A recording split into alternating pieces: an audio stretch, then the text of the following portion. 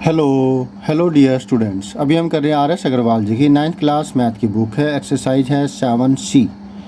Lines and angles chapter का नाम है और इस एक्सरसाइज 7C का क्वेश्चन नंबर हम कर रहे हैं 9 का बी पार्ट, क्योंकि इसके अंदर 3 फिगर्स दे रखी थी जिसमें से एक फिगर हम कर चुके हैं। अभी हम सेकंड फिगर करेंगे जिसमें एक जैसे तरीके से सॉल्यूशन किया जाता है।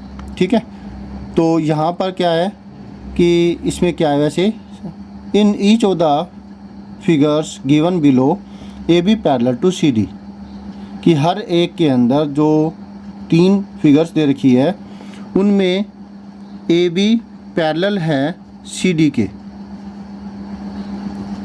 ठीक है, और आपको क्या करना है हर केस में, जो कि इस केस में भी है, आपको x की वैल्यू पता करनी है जो कि एक रिफ्लेक्स एंगल है।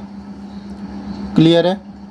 तो आपको जैसे फिगर नज़र आ रही है कि ये पैरेलल है और इस प्रकार से ये 2 और लाइन सेगमेंट्स है। आपको x की वैल्यू को पता करना है, तो कंस्ट्रक्शन अपनी तरफ से करनी होगी जैसे कि पहले पार्ट में किया था।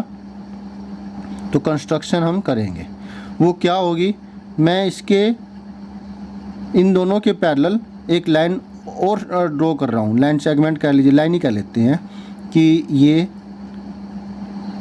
डॉटेड सी दिखा रहा हूँ बीच में, ताकि आप कंस्ट्रक्शन अच्छे से देख लेंगे। ये कंस्ट्रक्शन है, इसको नाम दे दिया एल। सॉल्यूशन में लिखेंगे construction draw L parallel to A B parallel to C D. हमने एल ड्रॉ करी ए बी और सी डी के पैरेलल। क्लियर हुआ? तो इस वजह से एक्स को ये 2 हिस्सों में बांट देता है, जिसमें एक हिस्सा हुआ ये वाला एंगल 1, मैंने इसको नाम दे रखा है एंगल 2, इसको नाम दे रखा है एंगल 3 दे देता हूँ इसको, और इसको नाम दे देता हूँ 4। इसी तरीके से यहाँ पर और यहाँ पर भी 2 एंगल बन रहे हैं, मैं इसको नाम दे देता हूँ 5, इसको नाम दे देता हूँ 6। ठीक है, वैसे इसकी ज़रूरत है ही नहीं, 5 और 6 की ज़रूरत नहीं पड़ेगी। अब हम को इंटीरियर एंगल की प्रॉपर्टी का इस्तेमाल करेंगे, ऑल्टरनेट इंटीरियर एंगल की प्रॉपर्टी का इस्तेमाल ना करके। अगर वो करते तो इसका जैसे पहले वाला पार्ट किया है तो हम इन दोनों की ज़रूरत पड़ती, फ़िलहाल इसकी ज़रूरत नहीं है। ठीक है, तो अब देखिए क्या लिख रहा हूँ मैं कि ए बी पैरेलल है एल के, ये हमने बाय कंस्ट्रक्शन जो किया है उसके द्वारा है, एंड बी, और इसको नाम को मैंने दिया नहीं है, क्या नाम दूँ उसको, एल कह देता, नहीं ई कह दिया। ठीक है, इसको नाम दे रखा होगा ज़रूर, ओ दे रखा है, ओ। ठीक है, तो क्या हुआ, and B O is transversal. Transversal मतलब जो ए बी और एल को 2 अलग अलग पॉइंटों पे टच कर रही है। ए बी को बी पे टच कर रही है और एल को ओ पे टच कर रही है। तो ये दोनों पैरेलल है कंस्ट्रक्शन से, ये हुई ट्रांसवर्सल। तो फिर angle 1 plus angle 3 equal to 180 degree हुआ। कारण इसका को इंटीरियर एंगल्स।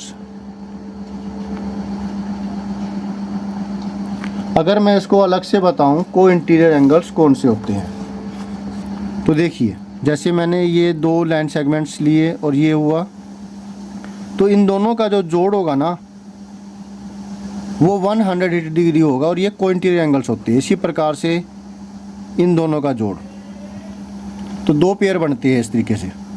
ठीक है, समझ में आया आपको? तो ये वाले हुए, इन दोनों का जोड़ होगा 180 डिग्री, को इंटीरियर एंगल्स। एंगल 1 हमें 55 डिग्री दे रखा है। एंगल 3 की वैल्यू इस प्रकार से आ जाएगी, लीनियर इक्वेशन आ गई। अगर इसको हम एक्स वाई जेड कुछ मानते हैं तो फिर ये समझ लीजिए ये कोई वेरिएबल है, तो ये लीनियर इक्वेशन इन 1 वेरिएबल हो गई, जिसमें ये वेरिएबल समझ लीजिए। एंगल 3 की वैल्यू आई 180, एंगल 55 उधर जाएगा इक्वल के इक्वल के दूसरी तरफ जाएगा तो माइनस का हो जाएगा, प्लस का है तो माइनस का, माइनस करेंगे 10 माइनस 5 5, 7 बचा, 7 माइनस 5 2, 1 का 1, 125 डिग्री। ये एंगल 3 की वैल्यू आई है। इसी प्रकार से हम एंगल 4 की वैल्यू निकाल लेंगे। अब लिखेंगे सी डी पैरेलल है एल के एंड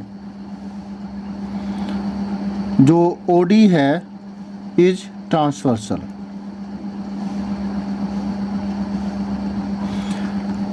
तो बाय कंस्ट्रक्शन लिखने की बजाय अगर यहाँ पे लिख रखा है तो इसको अगर हमने इसको 1 नाम दिया है तो हम यहाँ पर ये भी कर सकते हैं फ्रॉम 1।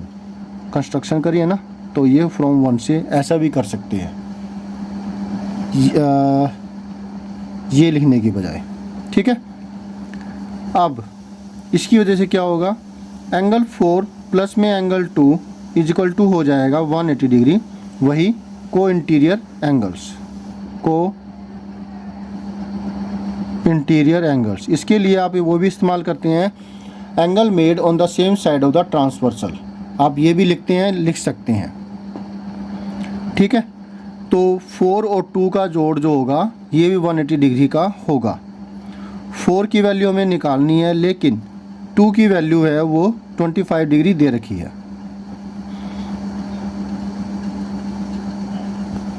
तो एंगल 4 की वैल्यू कितनी आ गई, 180 प्लस का 25 है, इक्वल की दूसरी तरफ जाएगा तो माइनस का हो जाएगा, और माइनस करने पर 10 माइनस 5 5, 7 माइनस 2 5, 1 का 1 आ गया, 155 डिग्री। अब क्योंकि हमें x की वैल्यू निकालनी थी और x जो है इन दोनों का कॉम्बिनेशन से बनता है, x डिग्री बराबर में एंगल 3 प्लस एंगल 4, एंगल 3 और एंगल 4 इन दोनों को जोड़े तो ये पूरा x बनता है। एंगल 3 की वैल्यू 125 डिग्री, एंगल 4 की वैल्यू 155 डिग्री, दोनों को जोड़ेंगे 5 एंड 5 10, 1 6 बना, 6 2 8, 1 एंड 1 2। आप कॉलम मेथड से इसको एडिशन करके देख सकते हैं। 280 डिग्री हमारी वैल्यू आती है, तो x डिग्री की वैल्यू हुई 280 डिग्री। ये हमारा आंसर हुआ। क्लियर हुआ? कोई दिक्कत तो आप कमेंट करके पूछ सकते हैं। अगेन हमने कंस्ट्रक्शन किया, ये दोनों पैरेलल दे रखी थी, ये हमने इन दोनों के पैरेलल ड्रॉ किया है। फिर x को 2 हिस्सों में बांटा, एंगल 3 और एंगल 4। को इंटीरियर एंगल की प्रॉपर्टी का इस्तेमाल करके ये चीज़ें ज़रूर लिखनी है कि कौन सी पैरेलल है, कौन सी ट्रांसवर्सल है। तो इन दोनों का जोड़ 180 डिग्री होगा, एंगल 3 की वैल्यू आ गई, इन दोनों का जोड़ 180 डिग्री होगा, एंगल 4 की वैल्यू आ गई, और x की वैल्यू इन दोनों को जोड़ दी वो आ गई। ठीक, अब आपने क्या करना है, आपने करना वीडियो को लाइक करना, चैनल को सब्सक्राइब अगर आप तक नहीं किया तो प्लीज़ कर दीजिए, और अगर कर दिया तो thank you very much. Share कीजिए अपने दोस्तों से ताकि वो भी इससे फायदा ले सके। कमेंट कीजिए अगर आप कुछ पूछना चाहते हैं, कुछ कहना चाहते हैं, बेल आइकन के बटन को दबाना मत भूलिएगा। साथ साथ ऑल पर भी क्लिक कर दीजिएगा ताकि आपको लेटेस्ट अपडेट मिलती रहे। तो thank you students for watching your on video. In the next video में जिसमें हम करें next solution. Always have a great time, bye.